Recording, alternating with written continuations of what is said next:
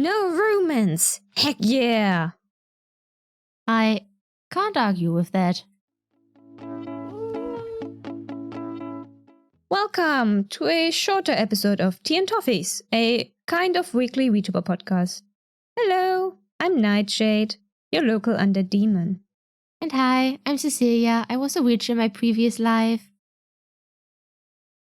A fat panda on his way to become a kung fu master. The premise sounds a bit, but it works. Somehow it just works. And it is called Kung Fu Panda. And it is stupid. It's funny. The jokes are all on point. It's filled to the brim with cliches. And it still manages to be super deep at the same time. It's wow. There must have been a lot of research into Chinese culture and philosophies done that went into these movies. We're not Chinese. We don't know how accurate it is.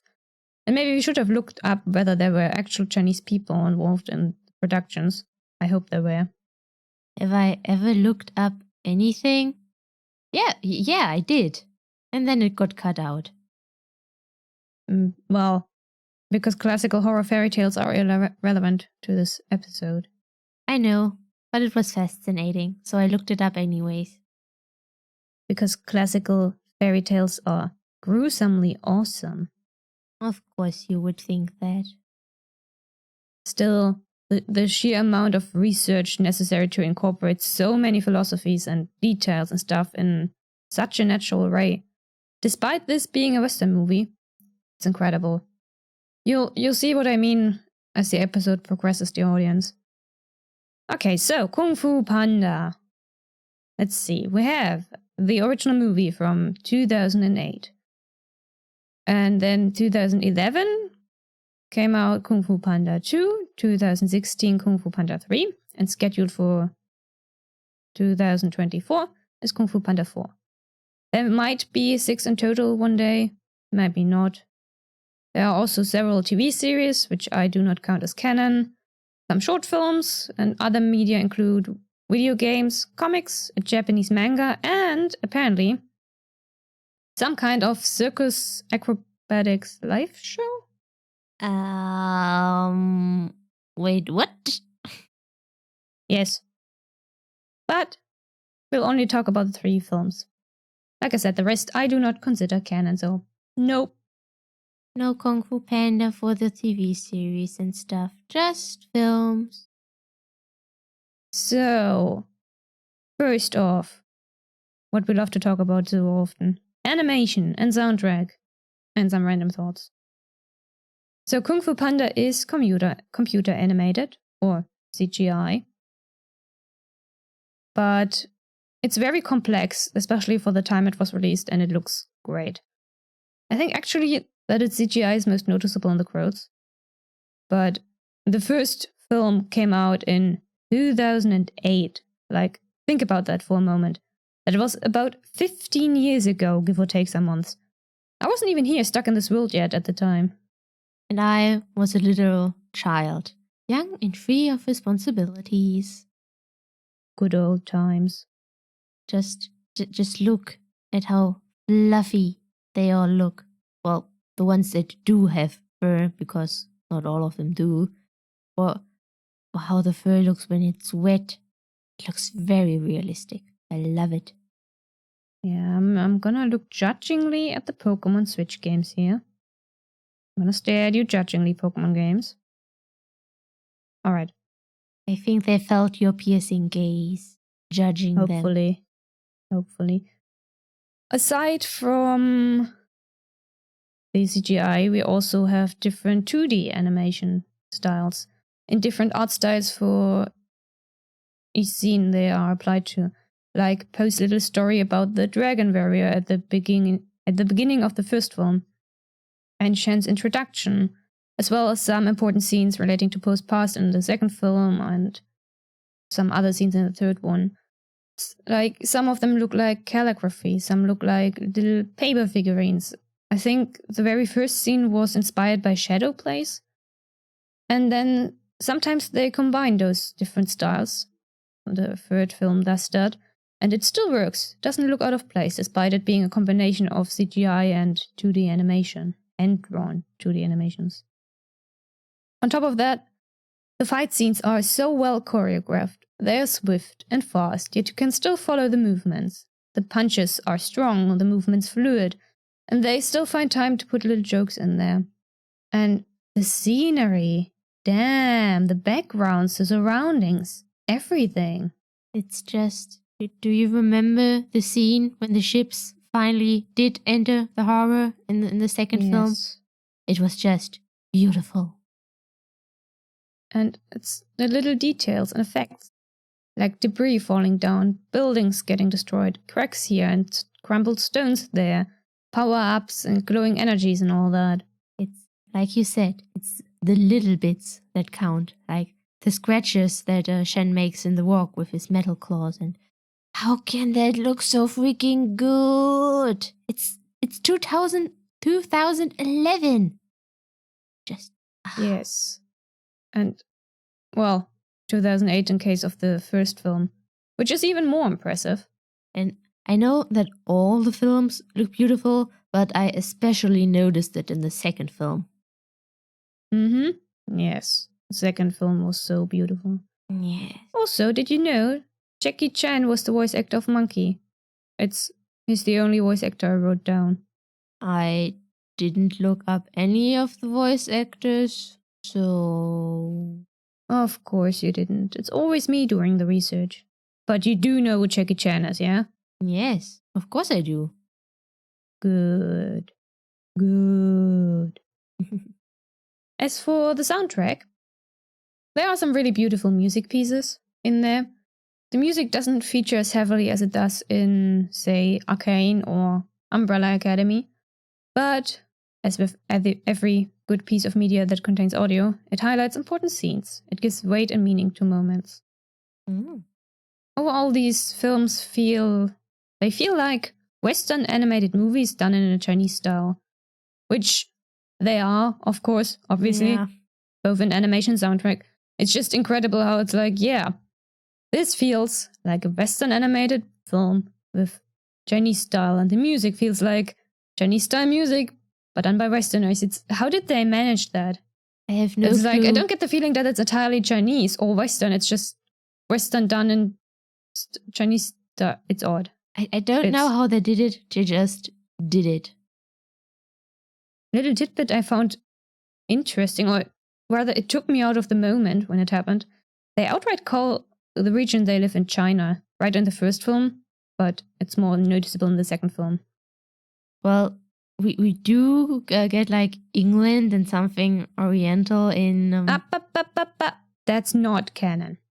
That according to you. No. Never happened. Never happened? What I've been wondering a little bit too much, how does the animal thing work? It seems like only animals of the same species have children. We should have made it really obvious that Poe is adopted, but we know pandas are stupid. Though we don't exactly get to see much of the specific mechanisms of the animal aspect of the Kung Fu Panda world, at least not in the main films. But all couples and families we see seem to always be made up of only one species. There is no, say, bunny dad and tiger mom with a little bunny and tiger children and or hybrids.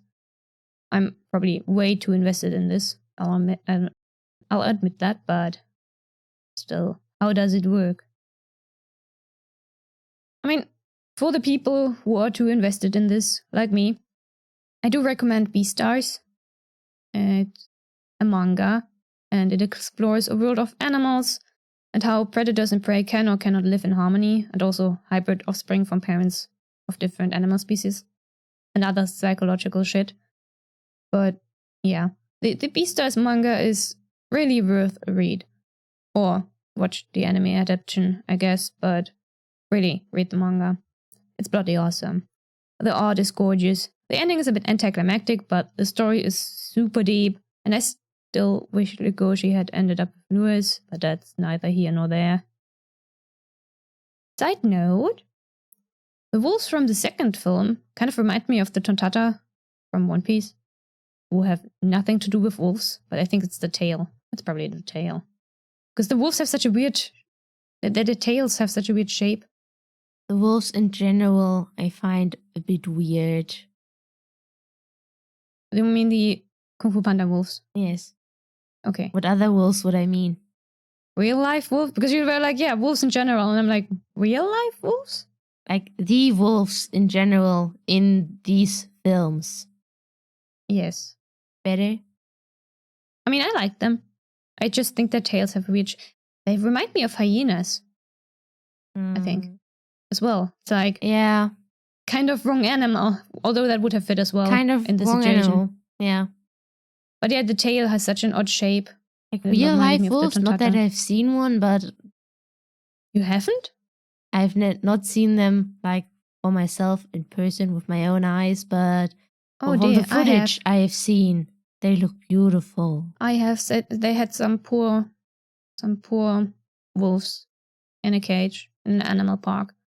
The animal park has long since been shut down. The wolves weren't kept in the way they should be kept. But I saw wolves.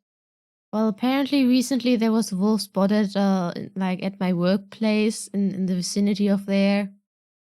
Maybe I will get to see one. I've also seen some half wolf, half dog breeds. Like one of the parents was a wolf, and it's like you can see that they look really. It depends on what dog breed it is, of course, but yeah, if you have a wolf and it makes it breeds with a dog breed that looks very wolfish, like huskies or something. The offspring looks really cool. Oh, I want to see that. Another little tidbit or a little thought I had. I don't think female rams have horns, as in the soothsayer. Soothsayer. What a word. And it's interesting because the horn and the beard both suggest male, and Poe even mistakes the soothsayer for a man initially. But I never associated her with masculinity, never even thought about it until we rewatched the movie, and I specifically paid attention to the details. Yeah, same. It's, yeah. Like, they made her look male on purpose, apparently, but I just never noticed. Like, yeah, this is a wise old woman making predictions. Yeah, never really thought of her as, like, looking a bit like a man until Poe said so, and it was like, oh. Huh. Okay, moving on to our first proper topic, I'd say. The characters. The rich? Characters? Strong question mark. The characters in Kung Fu Panda aren't really the type of complex characters with a deep and rich history that we get in shows like Arcane, for example. The villains especially, the antagonists are rather lovely cliché chart book villains. Like, there's no real depth to them. It's all, what was the word? Superficial. It's all superficial. Poe as our protagonist is the most fleshed out character we get, and even he can't keep up with the likes of Y and Jace from Arcane. But there's still a diversity to them. Sure, they are all different animals, and their personalities are made to fit that, and there's a good amount of cliches mixed in, but the aspects of their personalities that we get to see, the arcs for Poe and minor arcs for others, topped off with the beautiful animations, of course, give us a vibrant world that seems much richer than it actually is. Like, we don't even get anything about the five, really. Like, they are there, they fight, and have a few sentences in each film, but unless you watch any of the TV series, you don't really get to learn anything about them or their backgrounds. And the same applies to almost every other major character, except for Poe. Yeah. Poe. So it's all non-canon. Poe. Let's start with Poe. Poe. He wants to do Kung Fu. And then he gets the chance, but still struggles with himself. Others doubt that this is what he is supposed to do, and that affects his confidence he has in himself. But there is no secret ingredient other than yourself. Believe in yourself and your own abilities. That is the most important thing. But a decent amount of talent for Kung Fu helps a lot in Poe's case, because otherwise the short amount of time that passes in the movie would not have been enough time for Poe to train his body sufficiently. And I would like to be able to do a split, but I also don't want to put in the effort, so I suppose that will never happen in the near future. I think it will never happen at all, in your case. Yeah. Yeah. My first and most prevalent thought of Poe was, Poe's such a fangirl. Yes. Yes, he is. And we love him for it. We do. So pandas, as an animal in Chinese culture, stand for peace, friendship, and harmony. Cool. And according to the wiki, Poe's full name is Po Ping, from Bao Ping, meaning precious peace. Well, I have issues with that. Of course you do. Alright. 1. The translation is not 100% correct, but I'll let it slide. 2. Since Poe's dad is called Mr. Ping, the Ping in his name most likely is the family name, but in China, as with many other Asian cultures, the family name always comes first, so his name would be Ping Po. And Bao is also quite far from Po, just doesn't sound the same. Much more fitting, in my opinion, would be Po, the earthly aspect of the soul. More on that in a minute. Also, Poe's mentioned to be in his 20s, which, Huh. So, his journey in the 3 first main films follow the body, the mind, and the spirit. First, we get the body. Learning the physical techniques of Kung Fu, of course, but also learning and growing and coming to accept and love himself being the way he is, which is a fat panda. Second, the mind. Finding inner peace despite the trauma related to his childhood and the confusion about where he came from and who he is. Accepting his identity as the supposedly last panda, son of Mr. Ping, the noodle goose, and making peace with that. And third, the spirit. Learning how to be himself, once more, and how to be a teacher in his own quirky way, and also connecting with the literal spirit world and how to manipulate chi. And while we're at it, I want to make like a little excursus in the body, mind, spirit thing and in chi as well. Well, then go ahead. So, in traditional Chinese medicine, balance of mind, body, and spirit is important, alongside balance of yin and yang. The mind is crucial for thoughts, for understanding concepts. The body is obvious, I think. The spirit, or the soul, is divided in 2 parts. The earthly, corporal aspect is Po, also associated with yin. And the heavenly, spiritual aspect is Hun, associated with yang. And both are made of chi. Now, chi exists in all living beings and is a kind of vital energy or life force, though the specific concept and interpretation of what exactly it is has changed over time. You will find it mentioned often in wuxia and xianjia novels, in which cultivators cultivate chi, enhancing their strength and senses, often with the end goal of attaining immortality and or ascending to godhood, although I think that is more of a xianjia thing. Also, interesting interpretation in the 3rd Kung Fu Panda film. It's not too far off from what you can find in cultivation novels, where chi can be utilized both for fighting and healing. And, well, Kung Fu Panda is based on the wuxia genre. Though I'd say they simplified chi quite a lot and also embellished its properties. Poe's spiritual energy dragon is rather over the top.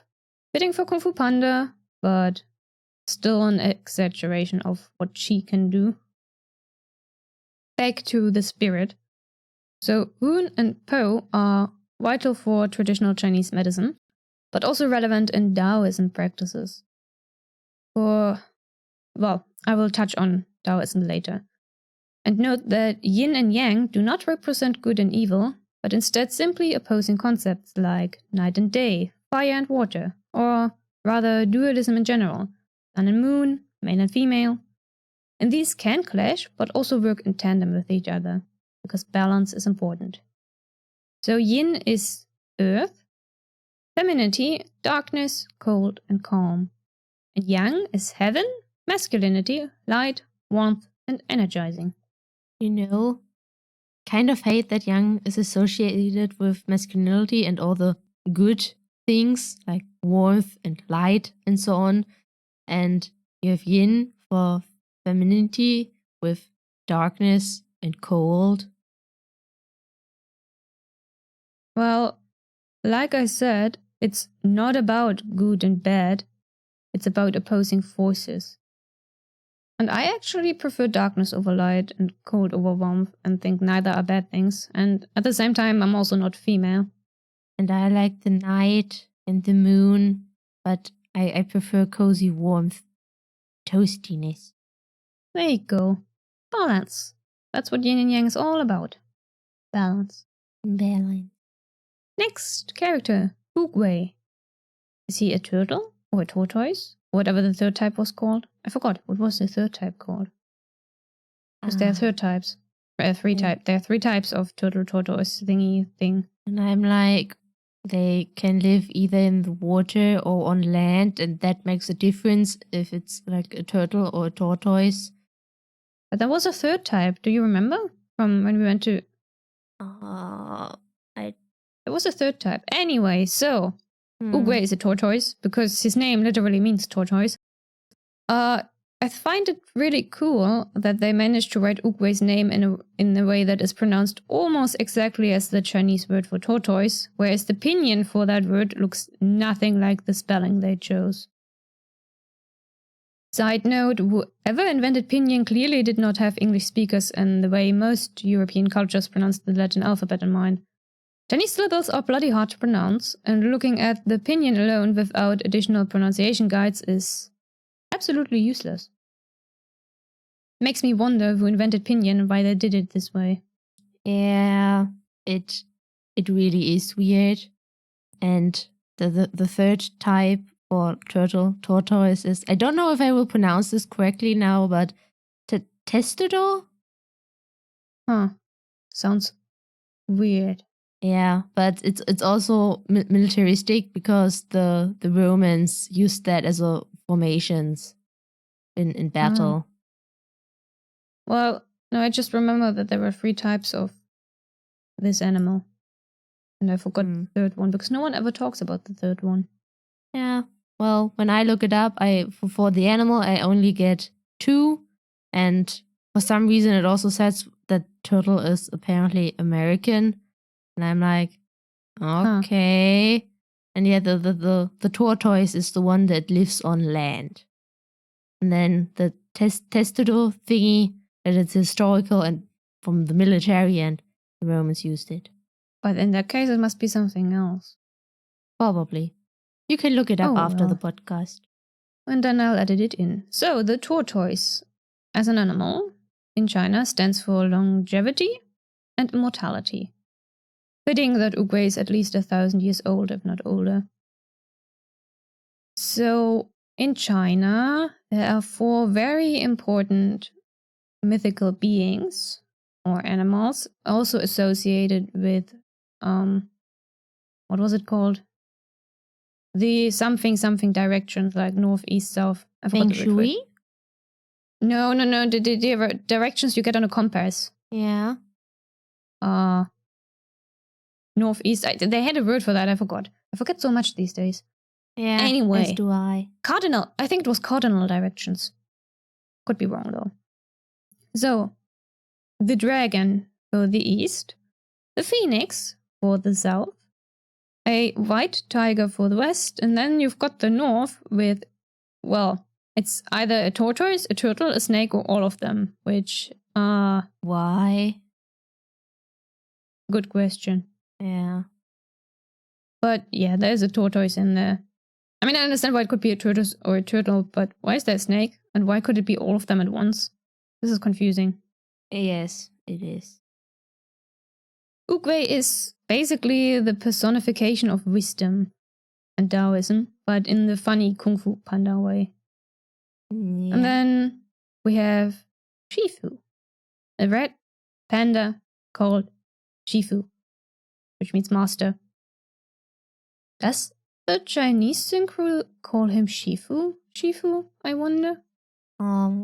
Maybe we should have watched the Chinese synchronization, but English was the original language and we usually watch stuff in its original language. True. So, Shifu features mainly in the first film, where he has to accept Po as he is. Not the person Shifu thought the Dragon Warrior would be, but Po. And how to teach Po in a positive way befitting Po's way of learning.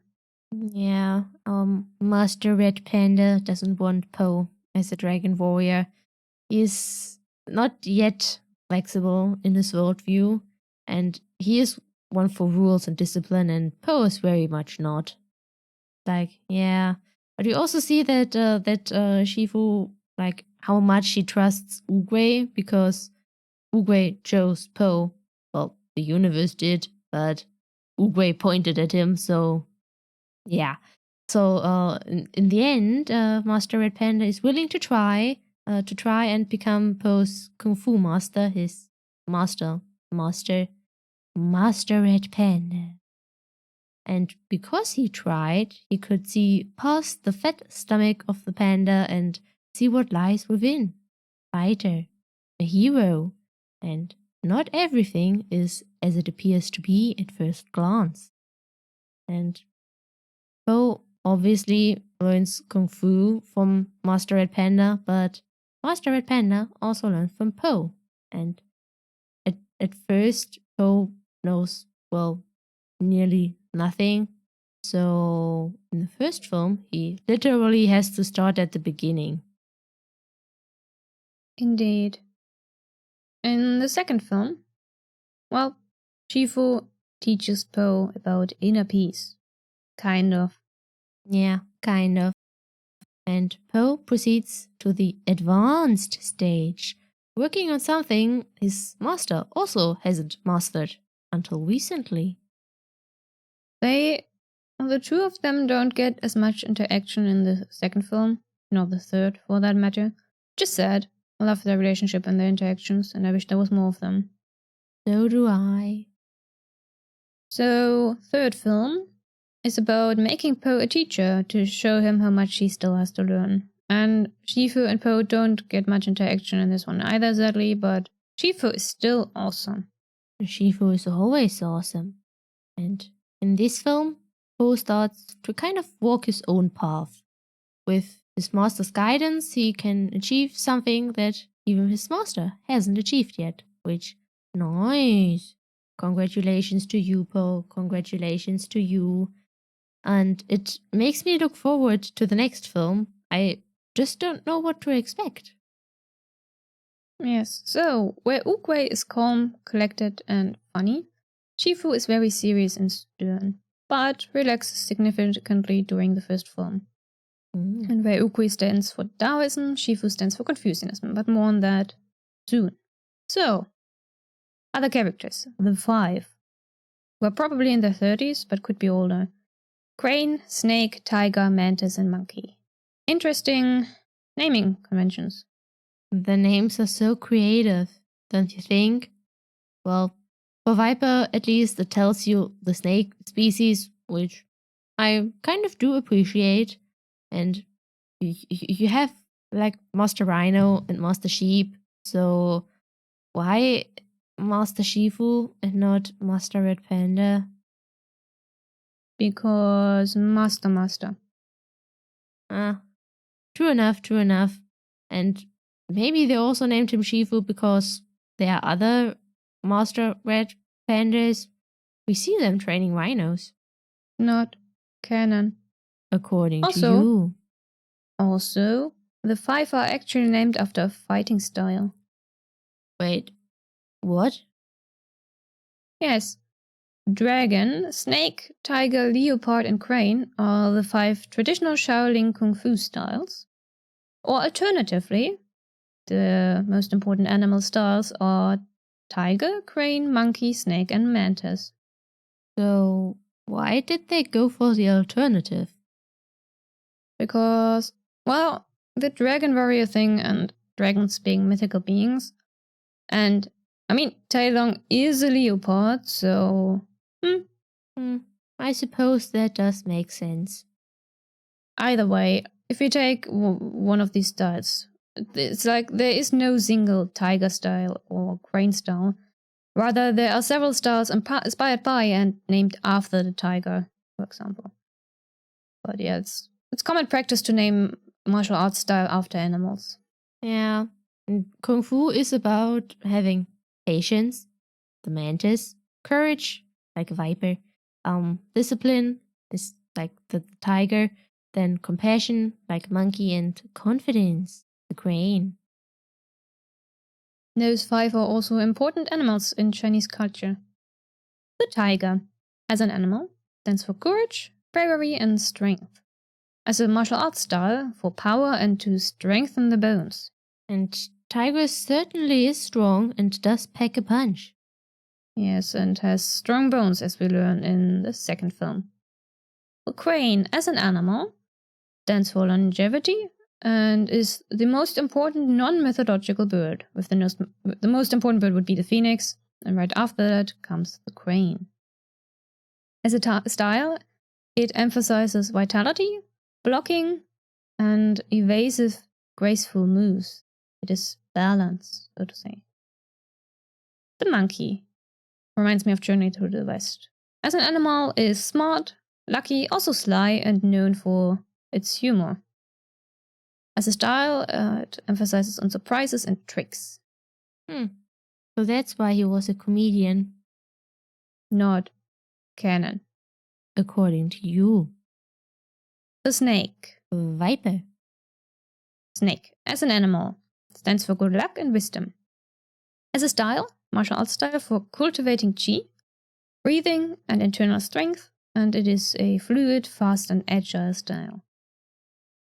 The mantis, as an animal, stands for wealth, but also focus and peaceful meditation. They are called praying mantises after all, and patience. As in martial arts style, it is quick and redirecting. So that was the 5, and as a bonus, the leopard.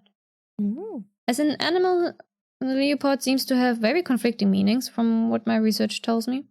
As a style, in martial arts, it's quick strikes, efficient, power and speed. It's precisely what we see in Tai Long, actually. And snow leopards are amazing. They sure are. Most Kung Fu capable characters in Kung Fu Panda seem to use a style based on what animal they're depicted as, which obviously makes sense. Yeah. So, are there like Kung Fu styles for rhinos? Do the rhinos practice Kung Fu? Well, there's probably a rhino style, who knows? Yeah. Other characters, Mr. Ping, the goose dad, will be featured in a later section of this episode. What I just want to mention here is that geese stand for loyalty, love, fidelity, and a blissful marriage. But he isn't married. And then Shen and Tai Long will also be featured in a later section, the same as Mr. Ping actually. So, coming to my personal favorite section of this episode, Oogway and Shifu and their philosophies. And destiny and shit. Okay. Oogway is the type of person to be patient and to listen to the universe. He believes in fate and that the universe has its reasons for everything. Even if something doesn't go the way you want it to, if there is something you don't expect, there is a reason for that, and in the end, you might come to the realization that the universe was right after all. and are glad for it. To quote Oogway, quit, don't quit, noodles, don't noodles. You're too concerned with what was and what will be. There's a saying, yesterday is history, tomorrow is a mystery, but today is a gift. That is why it is called the present. Which comes back in the second film, with Shen clinging to the past and Po telling him to let go. Oogway follows Daoism with his carefree attitude. There are no accidents, he says. Things will happen as they are meant to, as the flow of the universe directs. Yin and yang, an eternal cycle and balance. And control is an illusion. Actually, the entire discussion underneath the peach tree showcases how the Daoism versus Confucianism philosophies contrast each other. It's very well done. It's really beautiful. So, yeah, Oogway, and then there's Shifu. Master Red Panda is more impatient. He is strict, while Oogway is relaxed, and Oogway is at peace with himself, while Shifu is not. Not yet, at least. And maybe Oogway also chose Po to help Master Red Panda with that, maybe. Oh, wait, the universe chose him. And the question, if one believes in destiny, is always a loaded question, in my opinion. Like, who knows the ways of the universe? Do you call it accidents or do you call it destiny? Like, for many people, it depends on their own definition of these words. And you can call it destiny or you can just call it all accidents. And there are people who refuse to believe in destiny, thinking that it would imply that they do not have free will, which in turn is something they do not wish to acknowledge, something they fear. They would much rather believe in their own free will, in their freedom to make their own choices in life. Lucifer. Yeah, I suppose so. And can you relate to that sense of just wanting freedom, Neitshayd, seeing that you are trapped here? Are you really asking me that? Yes. What I long for the most, what I yearn for so much that it is literally hurting me every time I think about it, is freedom. I just wanted to ask for the sake of our audience. So, Shifu follows Confucianism with his need for strict control. Everyone has set rules. Confucius, the one that invented this philosophy, was a great Chinese philosopher. And I was like, that doesn't sound right. So I looked it up. And apparently the man's name was, and forgive me for my poor pronunciation skills, Gongju. And the name Confucius is the Western version, or Latinized if you want to sound fancy, of Master Kong, which is Kung Fu Zi in Chinese. So, which one do you want me to get into first? Daoism. Daoism. From Dao, the way. Of the water. Like the song. No, more like the way of water, like in Avatar. Meh. Anyway, Daoism is all about harmony with the natural order of the universe. Enforcing strict social rules goes against the way of the universe. A lot of Daoism philosophies are based in non-interference. One should not interfere with the natural order and detach themselves, letting go of one's emotions, of anger and worry, of doubt and desire. Kung Fu is actually grounded in Daoism, and the concept of yin and yang, which I touched on earlier, is very essential to Daoism. You know, to me that sounds like they want to achieve enlightenment. Funny you would say that, because that's not Daoism. Wait and see. Okay. So, Confucianism. Where Daoism is against constraints and rigid social roles, Confucianism is all for them. This philosophy places a lot of importance on family and social structure. It is the duty of those of lower rank to obey their superiors, and it is the responsibility of those of higher rank to look after their subordinates. This applies to one's family, but also the hierarchy of society in general. People can better themselves via education and learning from their superiors, and one shall strive to adhere to the 5 virtues: benevolence, righteousness, propriety, wisdom, and fidelity. And the ideal ruler possesses all 5 of them, so he can lead by example. Politically, Confucianism was, for obvious reasons, the favored one. Now, as a bonus, Buddhism.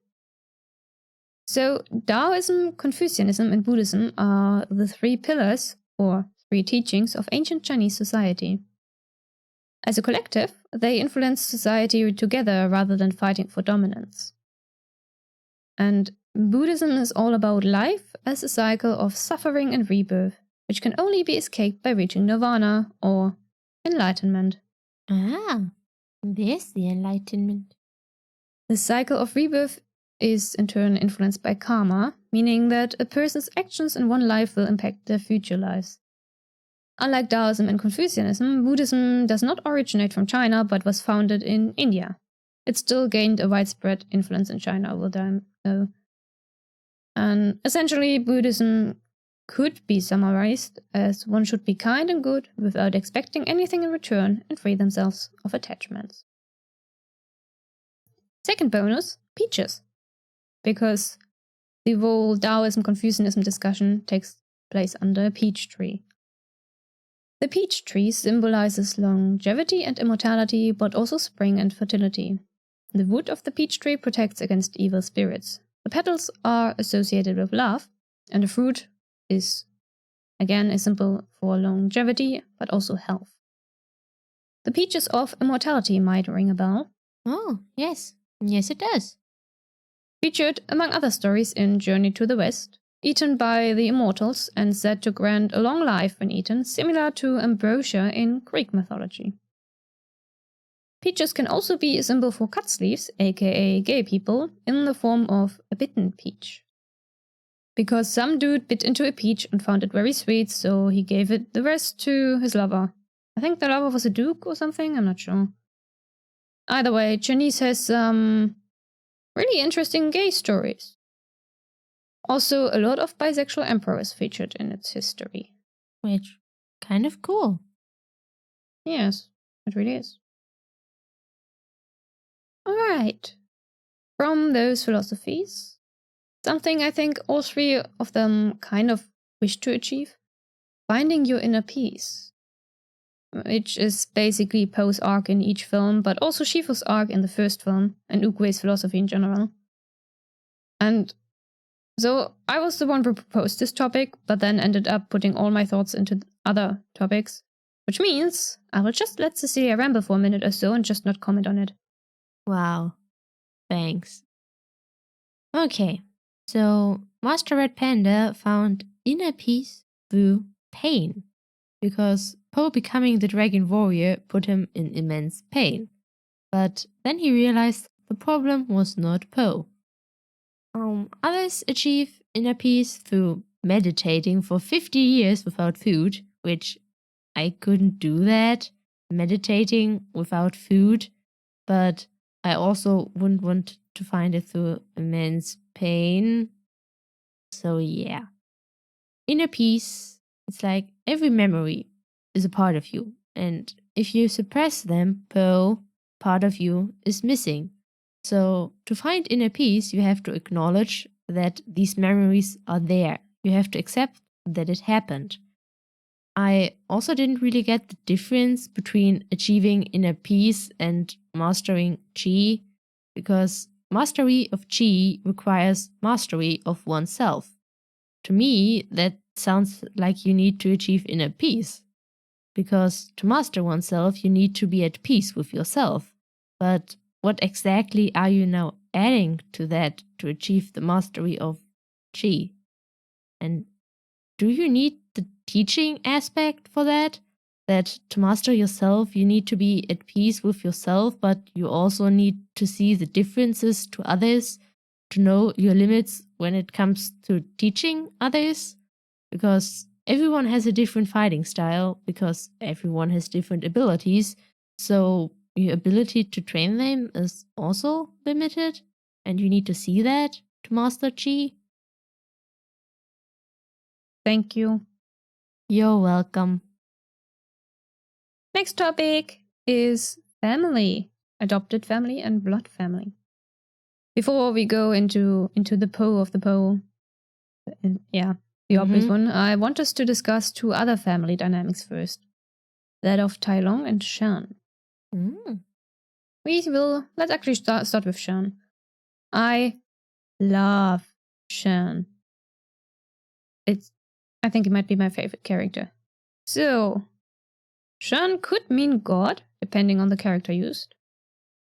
Apparently the Chinese synchronization used another tone, like we used the second tone, Shen, in English, but they used the third one, which would be Shen, I think. But like, Chinese pronunciation is hard. Please forgive me. Yeah. Anyway, which obviously would have a different meaning because, yeah. Yeah. Shen has a great impact on Poe because of what he did to the pandas in the past, and this is something that makes him stand out among the antagonists/villains we get so far. Tai Long and Kai aren't Poe's enemies out of personal reasons, he just happens to be the dragon warrior and did his job to keep everyone safe. With Shen, it's also because he's the dragon warrior, but additionally, it's very personal for Poe. This is the person responsible for the slaughter of most of his Earth family, after all. Also, an interesting note that did not come up in the movie, but I think the showrunners made it intentional. Shen is an albino peacock. He's white. And white in China is the color of death, mourning, and purity. The color people wear at funerals. On the matter of white as a mourning color, I would like to mention the book series Tamaray by Naomi Novik. It's basically a historical novel about the Napoleonic Wars, but with dragons. Western dragons in this case. Yeah. And there are Chinese celestial dragons, which only the royal family is allowed to partner with. And the book calls them Tianlong, which basically translates to celestial dragon. I find it interesting that the book writes long the same way Tai Long's name is written with a U, despite the pinyin and the pronunciation using an O. So it's written Lung but pronounced Long. Anyway, there's the celestial dragon called Lien, and she is an albino. So unlike her brethren, she is not of dark coloring, but has white scales, and is therefore thought to be cursed as an ill omen of misfortune. And while no one ever commented on the fact that Shen is white colored, an albino peacock, I think it was intentional on the creator's part, because misfortune befalls him everywhere. Yeah. Also, albino peacocks remind me of the Malfoys from Harry Potter. Yeah, albino peacocks. Or the Malfoys. There is one confirmed albino peacock in the books that belongs to Lucius Malfoy, but I don't know whether it's fanon or canon that Lucius has an entire flock of, well, either peacocks or even an entire flock of albino peacocks, but albino peacock. I certainly remember from fanfiction. So, was Shen Lucius Malfoy's pet for a time? Maybe. Maybe that is where he got all his killing intent from. I don't know, he started out with that. Oh, yeah. That's why he was cast out, but would be fitting that he then went to Malfoy of all people. Yeah, it's like, okay, I'm gonna hide here for a bit. Thanks. Either way, the way Shen's fighting is animated is amazing. It's fast, elegant, peacock tail feathers spreading out like a battle fan. It's wow, beautiful. Yeah, it looks amazing. So Shen's story goes like this. Shen, as a young person of unidentified age, liked inventing weapons, and his parents became worried about that tendency, and they consulted a soothsayer, who made a prophecy of the self-fulfilling kind, it seems, And then Shen thought he would make his parents proud by slaughtering a village of pandas, one of which might bring his downfall one day. Which in a way fits with another one of Oogway's quotes from the first film, where he says, "A person often meets his destiny on the road he took to avoid it." Yeah, Shen kind of falls victim to that. Yeah, he kind Either of way, does. so he slaughtered the pandas and he came home and thought he would make his parents proud, but his parents were horrified and then sent him away, which broke their hearts, or, in soothsayers' words, killed them. Soothsayer as a parental figure is also interesting. Have you never wondered why Shen didn't kill her? Why he let her get away with nagging him and chewing on his ropes and everything? For one, Shen isn't insane. He doesn't actually kill people left and right. You need to pay attention to notice that, but it is there in the movies. Or, it is there in that one single one he appears in. And, yes, for example, Master Croc and Master Ox are in prison. They weren't executed or just killed. Shen only kills who is necessary to kill. It was the third master, I forgot his name. And for another, the city is prospering, despite Shen storming the castle or whatever the place is called and taking over with his wolves. If he were just some tyrant killing people willy-nilly, the city wouldn't be prospering like this when the Five and Poe arrive. Another reason why he didn't kill her, well, she's like a mother for him, in a way. And of course he wanted desperately to prove her wrong. So she has to be kept alive. Yes, very interesting dynamics there. And then we have Tai Long from Dai Long, which means great dragon. And he had just too much self-confidence, unlike Poe in the beginning. He got arrogant because he was told he was meant for greatness.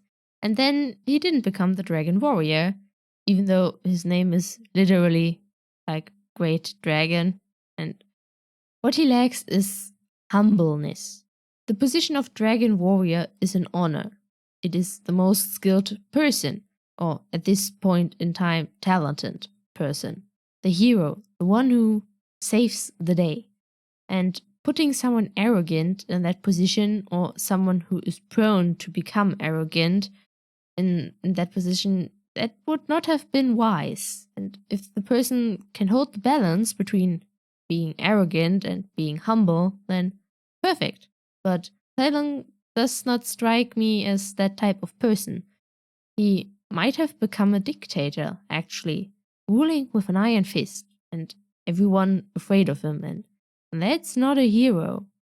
It also kind of reminded me of Star Wars, actually. Like the prequels and sequels had that master failing their disciple thingy. I guess, actually, yeah. I can see that. Made me think of Scumville and Urha, though. Well, I haven't read those. Yet. So Tai Long was raised by Shifu. Another interesting dynamic. He was raised by Shifu with great expectations, privileged, knowing he would become the dragon warrior because that is what he was raised to become. Always looking for Shifu for approval and praise. This plays into Shifu adhering to Confucianism. Tai Long was assigned a role and raised with the expectations of that role, strict and unyielding.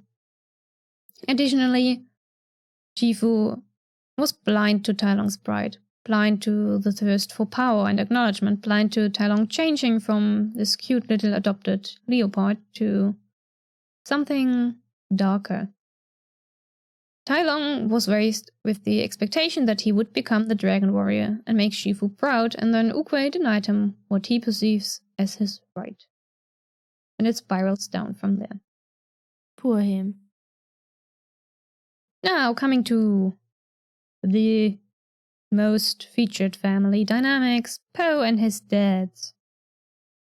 A fat panda, raised by a goose, and Poe never realized he was adopted, and then Panda Village, and pandas are so stupid. Pandas are so stupid. They really are. And while we are on the topic of Panda Village, was the whole thing with the pandas ever properly explained? There is a panda village, and 500 years ago, they were masters of Qi.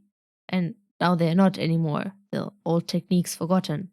But Shen went on a quest to wipe out all the pandas. So he wanted to kill every last one of them! Dmitri. Yes, Dimitri.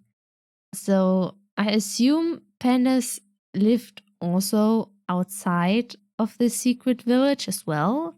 And did Poe's father come from this village and have left it for some reason? Or did he get found by them? But I assume they know that all other pandas got killed, so why would they leave the village? I think it was not explained. That's it? That's it. Okay. On to the other dad, Mr. Ping.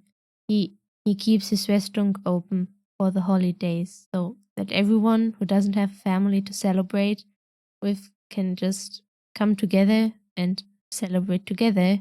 No one has to be alone. Oh, that's so sweet. And if he hadn't adopted Poe, he also would not have a family. So he probably knows the feeling. At least we never see any family from Mr. Ping. No parents, no siblings, no cousins. That is true. And spend the holidays with your family. Duty is important, but what is more important than your own family and bringing happiness to others at the same time? I doubt many people would enjoy a stiff ceremony more than a merry get-together. Even Master Red Panda enjoyed it more, and he is all about that strict ceremony stuff. And for Poe to choose Mr. Ping over Duty also shows how much he loves him, because Poe very much loves his job as the Dragon Warrior. And yes, he complains a lot, but at the end of the day, he will do even the boring duties. He doesn't want to disappoint his master and all the other Kung Fu masters, which he views as heroes. And yeah, he is a little fangirl after all. But instead of being happy and enthusiastic about meeting all these Kung Fu masters, he chooses to go down the mountain and spend time with his father and all the other villagers, and he has a good heart. And yes, that is from the short film and not one of the 3 main films. Ah.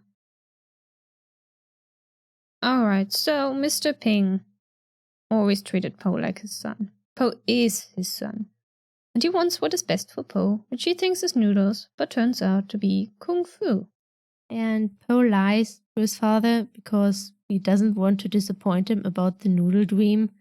But as a father, he would have been proud of Poe, even if he doesn't follow in his footsteps, even if Mr. Ping would very much like that. He is proud of his son because he followed what he wanted to do and loves to do. Also, Poe is his little radish.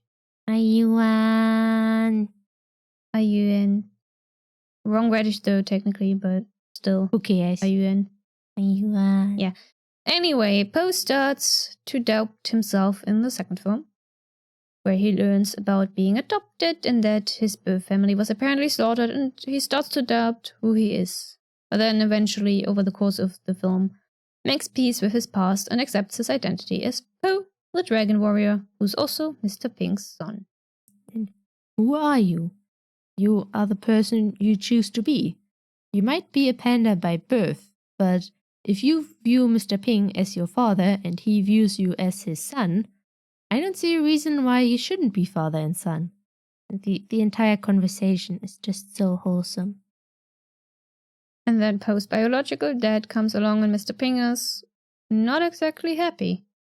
What if Li Shan is going to take Poe away from him forever? What if Poe doesn't want Mr. Ping to be his dad anymore? What if Li Shan is going to replace him as Poe's dad?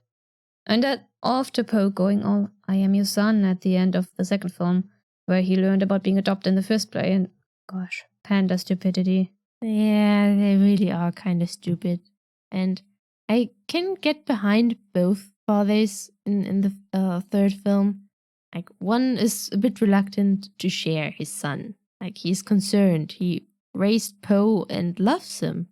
And now he is afraid that he will lose his son and his position in Po's life as a father figure. And I can get why he is afraid, but it would also have been nice to see if Mr. Ping had trusted Po a bit more.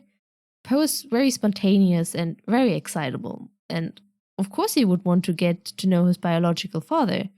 But Po just isn't the type of person who would cast aside his adoptive father just because he has now met his biological father and started bonding with him. And then we have Po's biological father, and he has finally found his son after all these years.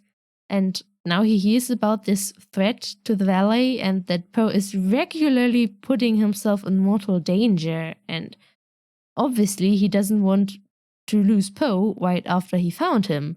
So his first instinct is to lie and take Po to a place where he is potentially safe.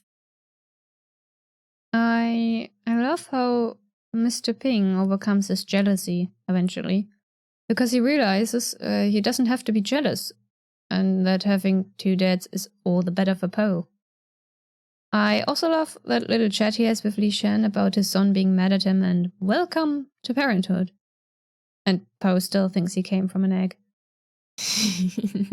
I mean, gooses? Geese?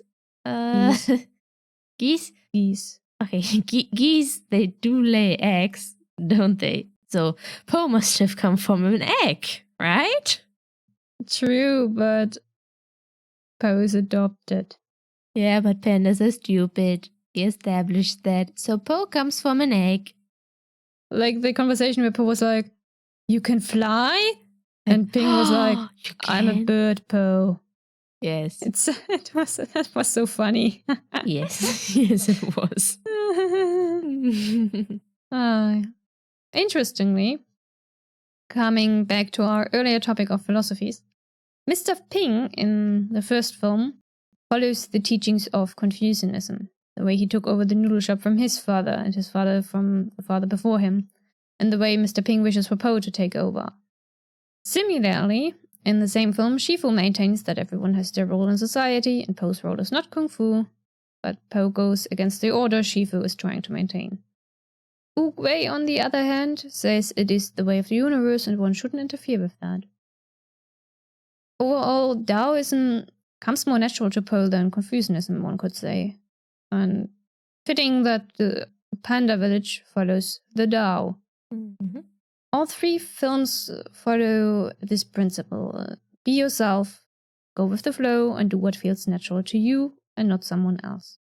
I think these films, in a way, are telling stories about leaving the philosophy of Confucianism behind and instead following the teachings of Daoism. But they don't do it in a way that makes Confucianism look bad, because it isn't. It has its own merits, after all. Yeah. What I'm trying to say, yes, balance. What I'm trying to say is, the message to take away from all this is thus: you are who you choose to be, and not what others have made you. So, that's it for this week's episode. And in the meantime, until the next episode, you can find us on Twitter. Our handle is @TNToffies, and we are also on Spotify for those YouTube watchers. Or if you're listening or watching this on Spotify, we're also on YouTube @TNToffies. And if you enjoyed this episode, then leave us a comment. We would love to hear your thoughts. And then like, subscribe, hit the notification bell. You know, the usual. And we will see you all. When will this episode come out again? No, the next one should still be a regular episode. So we'll see you all next week as usual. Bye-bye. Bye.